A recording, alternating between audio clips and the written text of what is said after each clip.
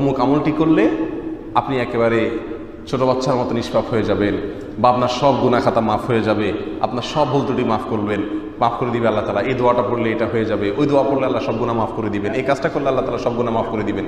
এই জাতীয় যত হাদিস আছে, যত ফজিলত আছে, এর দ্বারায় বান্দার সাগিরা গুনাহ মাফের কথা বোঝানো হয়। আহলে সুন্নাত জামাআতের আকীদা হলো এটাই যে যত হাদিসে যত ফজিলতের কথা বলা আছে, সব গুনাহ মাফের কথা বলা আছে, সেগুলোতে কোনটা উদ্দেশ্য?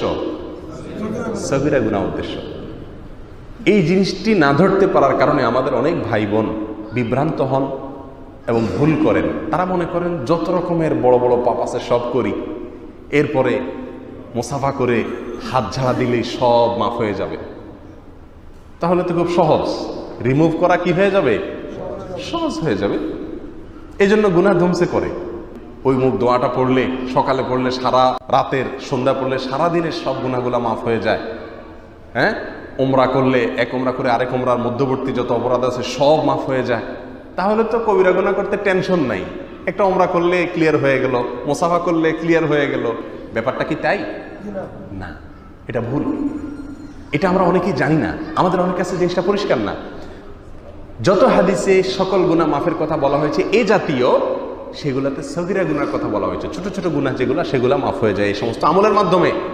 কবিরা গুনাহ, হারাম, এই কাজে যদি কেউ লিপ্ত হয়, তাহলে সেটা মাফের একমাত্র রাস্তা হলো তওবা করা।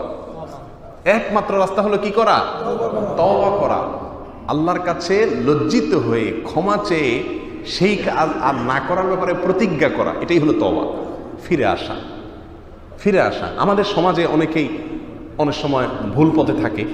আপনারা 5 জন মিলে একটা কাজ করছেন, একজন বিরোধিতা করছে, তিনি সেখান থেকে ফিরে আসছেন যে সরি, আমি ভুলেছিলাম, আমি আর বিরোধিতায় নাই। এটাকে বলে তওবা। অন্যায় কাজ থেকে ফিরে চলে আসা, আর অন্য কাজ করবে না এই মর্মে প্রতিজ্ঞা করে ফিরে আসা, এটার নাম হলো তওবা। বড় অপরাধ বা কবিরা গুনাহ কোনো আমল দিয়ে, দোয়া দিয়ে মাফ হয় না। বড় গুনাহ, কবিরা গুনাহ, হারাম কাজ, এটা মাফের একটি মাত্র রাস্তা, সেটা হলো কি? তওবা। প্রকৃত অন্তর থেকে আপনি ফিরে না আসা পর্যন্ত বড় গুনাহ কখনো মাফ হবে না। অতএব অনেক ছোট ছোট আমল আছে, দোয়া আছে, ফজিলত আছে, এগুলো শুনে নিশ্চিন্তে গুনাহ করে চলে গেলেন আর ওই আমল দিয়ে রিমুভ করে ফেলবেন, এটা ভুল। সব গুনাহ থেকে যাবে। তওবা ছাড়া বড় গুনাহ কি হয় না? মাফ হয় না। আল্লাহ তাআলা আমাদেরকে বুঝার তৌফিক দান করুন। এই 6টি বৈশিষ্ট্য এবং এই 6টি গুণ যাদের মধ্যে থাকবে, আল্লাহ রাব্বুল আলামিন তাদের জন্য ওয়াদা করেছেন যে এই লোকগুলোকে আল্লাহ তাআলা মাগফিরাত এবং ক্ষমার ঘোষণা দিবেন। তাদের জন্য আল্লাহর তরফ থেকে কি থাকবে? তাদের প্রতিদান থাকবে আল্লাহর কাছ থেকে, তারা ক্ষমা পাবে, মাগফিরাত লাভ করবে, তাদের জীবনের ভুল